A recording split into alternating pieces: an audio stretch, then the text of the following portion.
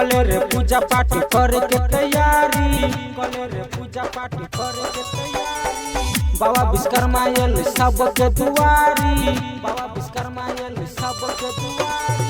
कले रे पूजा पाठ करे के तैयारी, बाबा विश्वकर्मा आयल सबके दुआरी। विश्व के रचयिता छे बाबा विश्वकर्मा, विश्व के रचयिता छे बाबा विश्वकर्मा। महिमा छे ओकर निराली। बाबा विश्वकर्मा छै सबसे अगारी, बाबा विश्वकर्मा छै सबसे अगारी। प्रेम से बोली बोली विश्वकर्मा भगवान की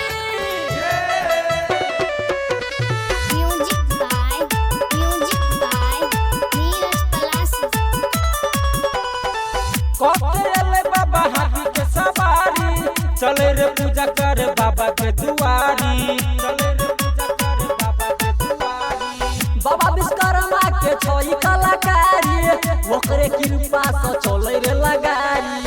एगो हाथ में छे रखने कुल्हाड़ी, एगो हाथ में छे रखने कुल्हाड़ी। दूजा में रखने छे आरी कटारी, दूजा में रखने छे आरी कटारी।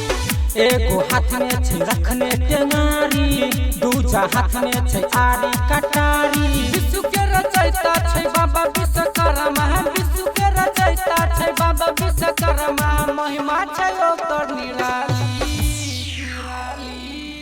बाबा विश्वकर्मा छै सबसे अगारी, बाबा विश्वकर्मा छै सबसे अगारी।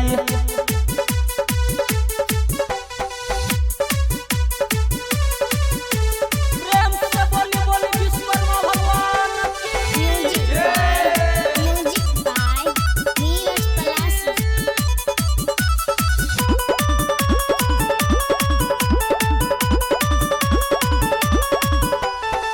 राइटर रंजन के खुल गेले भाग यो, दियो न बाबा कनी दिन बधियान यो, दियो न बाबा कनी दिन बधियान यो। सिंगर कृष्णा के खुल गेले भाग यो, दियो ना बाबा कोनी की सुन को ध्यान यो। केने छी बाबा आहा की हन कलाकारी, केने छी बाबा आहा की हन कलाकारी। बनल छे बाबा सब अही के पुजारी, बनल छे बाबा सब अही के पुजारी। केने छी बाबा आहा केहन कलाकारी, बनल छे बाबा सब अही के पुजारी। विश्व के रचयिता छे बाबा विश्वकर्मा, विश्व के रचयिता छे बाबा विश्वकर्मा। महिमा छे ओकर निराली। बाबा विश्वकर्मा छै सबसे अगारी, बाबा विश्वकर्मा छै सबसे अगारी।